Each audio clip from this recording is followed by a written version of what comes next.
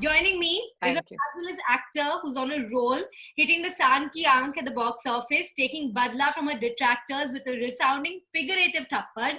My puns could end, but it could never be game over for Tapsi Pannu. How are you, Tapsi? How are you doing? That's so cool. Thank you so much. Thank you so much, Shilpa. That was a very beautiful introduction. Thank you. But it's the truth, you've been on a complete roll and you've had a hit after a hit. You've given four films last year, Thappad was this year. You've had a forced break of Hmm. sorts with this pandemic. Are you upset that your momentum's been stopped or is it a welcome break? Yeah, first 2 months was not welcome because I genuinely don't have Monday blues. I genuinely love working. So it was not at all like it was a welcome break. In fact, I was looking forward to doing some really crazy kick-ass films in this year, shooting them, which were gonna be mentally, physically exhausting, which would have taken me and my choice of projects to the next level. But okay, I mean, I was fine with a little bit of break because I was coming from a really, really difficult schedule back to back, shooting 4 films every year and then promoting films simultaneously does take a toll on your physical and mental well-being. So I was okay with the first 2 months, trying to get slow down a little bit, just relax and sleep enough and just take one thing at a time and all. But I think after 2 months, then I started feeling like, okay, now I think I should go to work. And then I started seeing people around me going to work, which is like after 3 months, I started seeing people joining work, working from home, or, they are at least going out for work purpose. And I saw that it's only us, the movie industry people, who are not really going for any kind of work, which then started really making me feel anxious or annoyed, or like now I really want to go to work because I can see people around me. Almost every other field has opened up, except movies in particular. Like we have literally nothing to do. How much you can do your script work unless you really are going on floor, or when you're going on floor. There's no pre-production also that we can really plan and do unless we know when we are going on floor. And with nothing in our hands right now, it's really frustrating, especially when you can see everyone around working now. So yeah, that's the situation now. So you're really itching to go back to work, is it, in this new normal, Tapsi? But aren't you really apprehensive? The numbers are going up, but are you also of the feeling that now we have to live with the virus? So have you come to peace with that? I am in the latter category. I have, yes, the situation is getting bad, but didn't we anticipate it with the kind of population we have, with the kind of density of population we have, especially in cities like Delhi and Mumbai? We barely have space to move around. I mean, forget about living. So obviously, we expected this kind of madness. At least I was somewhere down the line prepared for it, because in countries like Italy and France, where people have enough space, and it's not that densely populated as in cities in India. It was so terrible. So you expected it to happen here, but I was very positive about one thing, which has also been proven true, that Indians do have slightly better immunity because we are mostly asymptomatic. Our per million cases are very, very less compared to the other countries. Our asymptomatic patients are number of asymptomatic patients are very, very high compared to other countries, because, you say, the kind of conditions we live in, the kind of pollution we live in our everyday life, and the kind of bacteria, viruses we fight on a daily basis. I guess our system has become so strong that it somehow deals with it sooner or later. When your system is somewhere weak and you probably are not aware of it, it's not developed well enough, either you're too young or too old, or there's some problem in your immunity system, or you're weak, then of course it's going to catch on and make situations worse for you. But it's a virus, it's not a dinosaur that you can wait for it to get extinct or kill it in a very definitive way. So I genuinely believe we have to learn to live with it while we fight with it. So it's not like we are going to be able to stay indoors totally till the last case is out, and then only we'll step out. No, it's not going to happen like that. So many of us don't even, might not even know, and we must be carrying the virus. So there is no end to detecting it and getting rid of it. We need to learn to fight it out, and develop such conditions that in our life that we don't get affected by it so badly. Well, obviously, you are a born fighter, and more than that, you are in great shape. You've been prepping for Rashmi Rocket, the Hmm. film about a girl from Gujarat who's a sprinter, and you were training for this before we went into lockdown. Did you manage to Yeah. continue that training anyhow? Did you manage to keep fit in lockdown? Yes, I am. I also, because I was in good momentum, I did not want to give it up, because uh, being looking at positive side of things, I was like, sooner or later I'm going to get back to this crazy schedule. I don't want to make it difficult for me that at that time. So obviously I don't have that kind of equipment at home to work out, because I was pulling really heavy weights, because I was building body, a certain structure, certain kind of muscles, and doing really extreme kind of training for Rashmi Rocket. I can't do that sitting at home, but whatever I can, I was training twice a day, every day. I still do. Since the time lockdown has started, I do my functional training in the morning for an hour. I go and run for 2 kilometers every day in the society premises in the evening, or I climb 45 floors of the building. So I used to do that. So twice a day, I work out. Wow, you really are keeping in shape. That's true. And you seem like you're raring to go. What's the next film? What else to do? What else to do? You can sit at home, you can only do these things. Otherwise, it will be difficult for you to while away the time. And what is the next film you're going? I mean, you'll get back to Rashmi Rocket next, or will you go to No, Janagana? I have to finish Haseen Dilruba, which I was shooting in Haridwar while I was prepping for Rashmi Rockets. There's still around 10 days of work left for Haseen Dilruba. So I need to finish that film. And I have to finish Janaganamana, which is a Tamil film, but the schedules are abroad for that. Indian portions are over. So we have to really wait for abroad travel to open for that. And apart from that, I have to start Loop Lapeta, which is the official adaptation of Run Lola Run. That is ready to go on floor with proper script, and also a supernatural thriller of Anurag Kashyap that's ready to go on floor with proper script. Like I have scripts which are like ready and pre-production and recce and all done, and I'm probably going to be jumping out on the opportunity whenever we can start shooting. And you seem like you have a fantastic roster, some great variety there. And if you look at your last few films as well, it's been some great variety that you've brought to the table. You know, whenever you look at your reviews, Tapsi, you always get such great reviews that do you feel nervous from all this praise? Like, how am I going to top this? Or does it motivate you like, I'm going to top this? I have to do this. I do feel the pressure with every film, because every time I hear a review of the film, at least in the last 2 years, it's been like, this is her best. This is her best. And then the next one comes, this is the best. So this does put pressure on my head, that, how till what limit I can actually keep pushing my best. But it's good pressure. I've always said that I like pressure, because I feel then that there's some expectation out of me. It's not like, okay, whatever I'm doing, nobody really gives a damn. I like the fact that people have a certain expectation, hope out of me, and I would want to achieve that in every film. That actually gives me courage to go and push the envelope even more.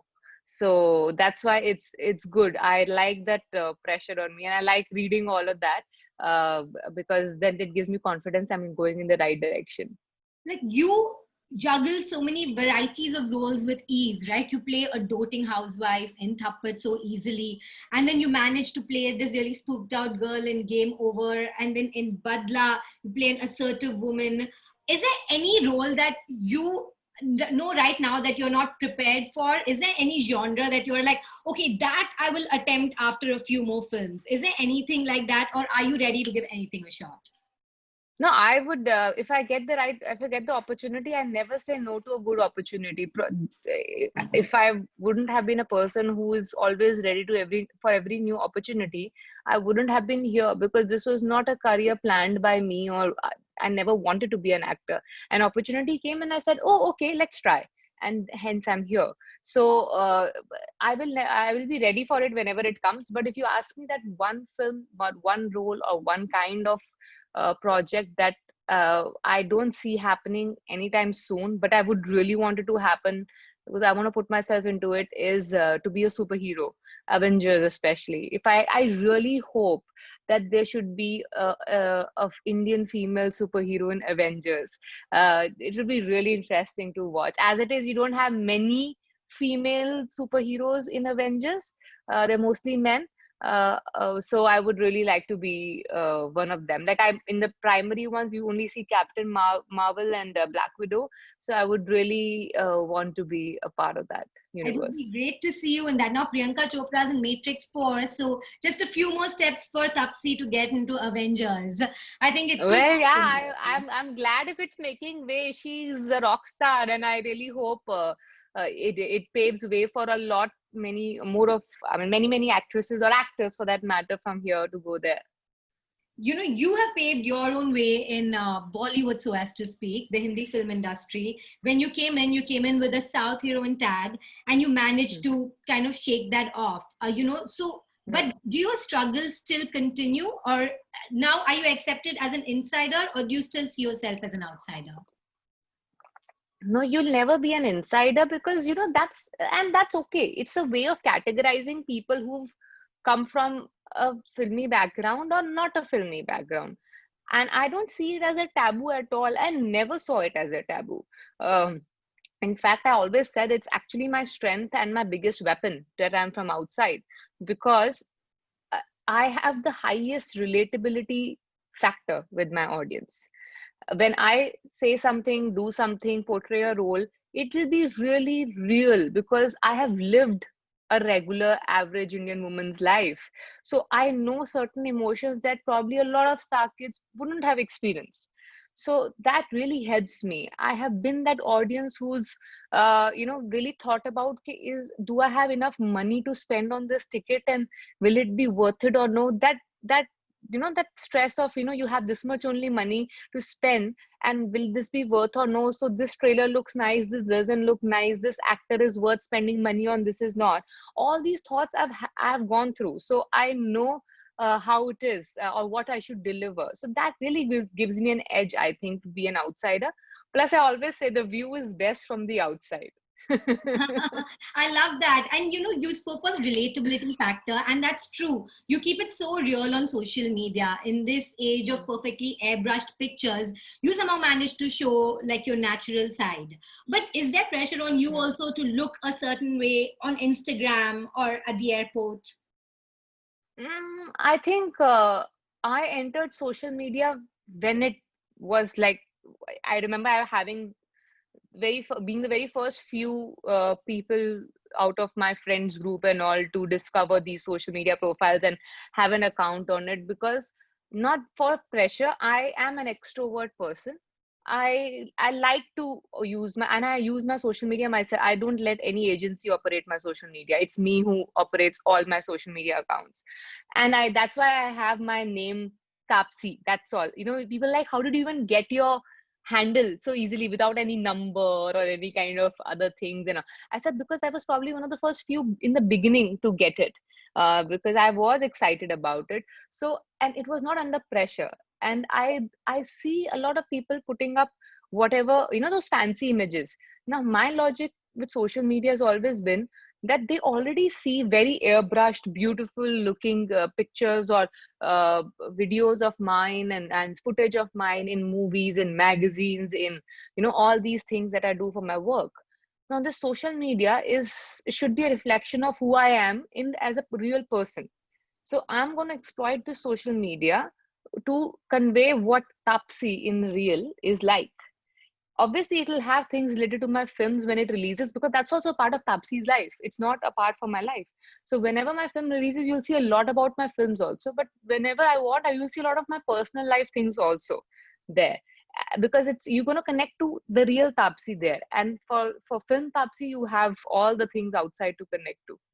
I was a little scared of you when I found out you were the head girl. So was I. But I think Tapsi would have been a really strict head girl. No? Like, you have that look. Was I right? Did I make that out from your picture? Like proper, I like think totally proper. you should ask the students of my year or juniors, for that matter.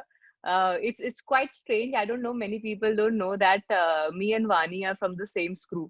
She was my 1 year junior, so you should probably ask her what kind of What did you head girl do? I was. What did you do? You're a tyrant. You've done something, Tapsi. Tell us. No, no, no. I know I was. See, I'm a person who I'm not a rule breaker.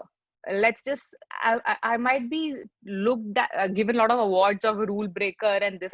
I'm not a rule breaker. I question, I ask. And if you're not able to answer my question with a logic, then don't expect me to follow certain thing. So I'm always like that. And I've never been the dictator of any sort in my I'm always a person who follows a certain logic. You give me a logic behind it, a reason behind it, and I'll either buy it or I'll convince you with my logic. But you can't just tell me you have to do this because this is a rule and this is what you've been told. So that was my problem. So that's the reason why whatever the rebelliousness or the rule breakingness that comes with my name or me is because of that, because you have to tell me why. And in school I was actually I was quite a dynamic kind of a person, because I was literally jack of all trades, master of none. you'll you'll see me scoring well also, because I believe I'm a quick learner. I don't take if I really want to put my head to something, I'll quickly learn it and do it. And I genuinely liked studying, so it was not like people used to force me to study. So whenever I put my head to it in a shorter time, I loved it and I did it properly. So I used to score well. And then I was into dancing, I was into public speaking, I was into sports as well. So I was literally jack of all trades and master of none. So because of that, I had like my arms and legs, like some my like पांचों उंगलियां घी में type of a Yeah. situation in my school.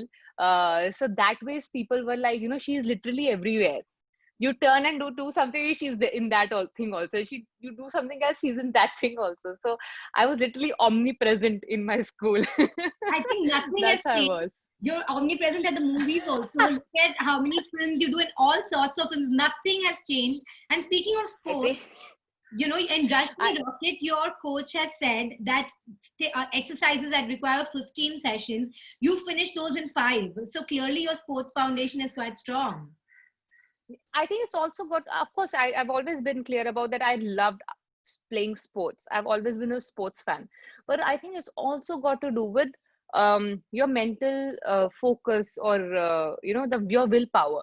When I know that I have only 3 months to prep and transform myself from this position to this position, I know that it's going to be a tough journey. So my focus will be 100% on making sure that I give results, so I can transform myself in these 3 months to the position I want to. So my willpower and my learning capacity, I think I give credit to that, because without these two things, I probably wouldn't have even been here. When I really put my heart and mind to something, I genuinely feel I really go for it. And if it doesn't impress me, and you can keep telling me how great it is, I will never get it. Well, I think we can all see that in your movies. You're never tapsi in your films. You're always a character. And I think you mold yourself, so beautifully in all these films. You were earlier telling me about how you handle your own social media and it's not an agency. Now, when you post something on Twitter, do you get calls saying, delete it, why did you post this? And do you listen to them? Are you like, okay, maybe I shouldn't post it? Or are you like, chalo, let's just, talk to our fans, like talk to them directly and post what I want to? In the beginning, I think a couple of years back, when people, not that I was not vocal before, it's just that people started realizing my presence, that they started valuing me at that point. And then they saw that I'm pretty blunt in the sense, whatever I feel like, I say it. And the intention is never to target a human being. It's always to target the problem. The couple of times that, my family, my dad would probably say that you don't have to, write any such thing. Or my work wise, I don't think I ever got a call from my managers or PR people to delete something or to take back something, because they know that I will not do it. So they're like, what's the point even to even trying? so so yeah, but family, like I think only my dad would have tried to do that before, but no, not that too long back. Now I don't think anybody does, because they know I will not, because they know that my intention is very clear, to hate the sin and not the sinner. So I will not just delete it because out of fear that, then it's like, if you're condemning my tweet which is calling out a sin, then that means chor ki dadi mein tinka, and there is something that you people are hiding and you have committed that you should be scared of. That's why you want me to shut up. So I don't really bother then. You know, initially you did have a few trolls, and then we would always get headlines like Tapsi gives it back to the trolls. Tapsi, gives a resounding slap. Tapsi does this. These headlines that they Yeah, almost became a joke. Anytime Tapsi yeah. wins, he gives it Befitting back. replies, my Yeah, befitting befitting replies. replies. Yeah, yeah, yeah. Yes. I think now you don't have so many trolls because of that. You find No, I think it's just because people have become so conscious, because the trolls started making fun of this befitting replies so much that the media started changing their headlines to something else. And even the trolls were like, okay, now, enough of befitting replies. I think that, first of all, it was very strange that they felt that it's my PR machinery who's doing it, because if anybody, I mean, from the media people, of course, know if it's PR or no, right? And people in the industry know that how non hyperactive my PR is, because they'll do very by the book, old school kind of stuff, very true. This is very true. Yeah, your PR is yeah, more very basic. It's nothing like trying to hype me up out of the blue, for very old school orthodox way of doing yeah. PR. But I am not orthodox kind of a person. So if I do something which sometimes, my PR is like for example, that migrants poem that I did, my PR had no clue. My management also had no clue that I had done it. So they saw it on social media, and then they contacted me saying, can you please send us a copy of this video so we can also circulate it around. So there's so many times that I do things that they get to know when I have already posted it out. So so it just so happens like that people think that it's my PR, because they've never seen a female actor having this kind of a giving back attitude. And I don't really get down to nasty verbal arguments. I use my sarcastic humor most of the times. So it's not very usual for people to see that. Not hasn't happened many times before. So I guess that's why they feel that it's my PR built image and not the real me. The people who know what I am in real, they know it's me. Yeah. so so Yeah, yeah. you're just yourself and move fast, as they say. I think that is just Yeah. basically you for sure. Off late, celebrities have been getting a lot of hate online following the unfortunate demise of Sushant. There's so much rage ignited in the public, right? Have you also seen this? Are you seeing like a wave of outrage with the public? And do you think that anything will change in the industry with this? Are you seeing any change in the so-called campism that exists in the industry, in the so-called systems? Has any murmurs of a change come about? Honestly, if you ask me, is there any has there been a change? I think right now people are too shaken up still for any major change to happen. So I don't see any change, because people are still trying to absorb what the hell happened or what the hell is happening. So that, if you ask me, will there be a change? Well, I hope so. But is there surety that there's going to be a change? I am not sure. So why I say so is, these are the same people who, buy tickets of these star kids much more than they bought ours. These are the same people on social media. Look at the fan following of star kids on social media versus an outsider. They are the same people, right? On these social media, writing hate tweets and hate messages to all the star kids, and look at their following. So this is a whatever is happening is a very live example of an oxymoron. Okay, on one side you are like, you should boycott their films, and we should boycott them, this and that. On the other side, you are the ones who bought tickets for their releases for weekend, made them the big stars that they are overnight, even with this one film. And you take 10 films from our side to actually even acknowledge our presence. You take a word of mouth or read 5 reviews before going for a film, and because it's a star kid, you are awaiting the release of that person's first film. So I would really love to see the change. I would love to see the equality, but if you ask me, will it happen? I'm not sure. Let's see how much it stands the test of time. Well, a lot of star kids are very proud of the fact that they've never had to ask for work, that they've never had to audition, that they've only got, things offered to them on a platter. But do actual actors have to pick up the phone and call filmmakers? Like for you, for instance, have you ever called a filmmaker and said, I really want to work with you. I really want to do this film. Have you had to reach out like that? Yeah, I have done that quite a few times. Quite a few times. Sometimes you get a positive response. Actually, I started doing it when I felt after Pink, when I felt that they would have seen something of mine at least, for them to know who I am. Because I was like, it'll be very awkward if I reach out and they have no idea about me at all. So if I'm asking for work, they should have seen something of me to be able to decide if they want to give me work or no. So I think after that, I started reaching out to every filmmaker who I wanted to really work with. And most of them actually replied in a very positive way. That who said, definitely we'll meet soon. And if there's something that I have, I would definitely like to work with you. They were mostly positive.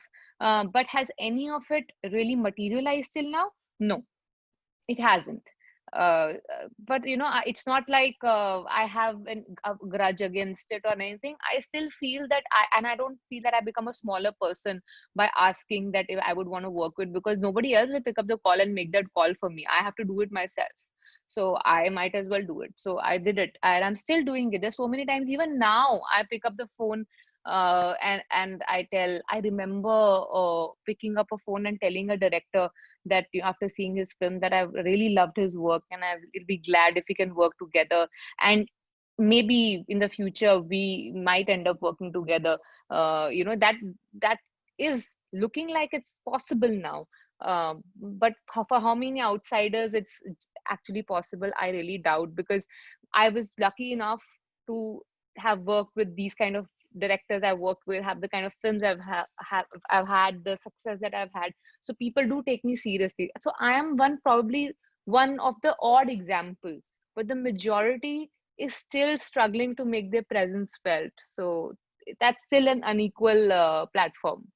But it's great that you say that you pick up the phone and you've called, even if it's not materialized, right? Because a lot of Hmm. people are just like, I don't, films just come to me. I don't know. I can't even think about it or anything. But it's great that you're opening up on your struggles. And I think it's very inspirational for everyone else. No, it's a, they've been a lot of, I mean, there've been star kids who say that, we tell so and so director to work with us and all of that, and then they, end up working together.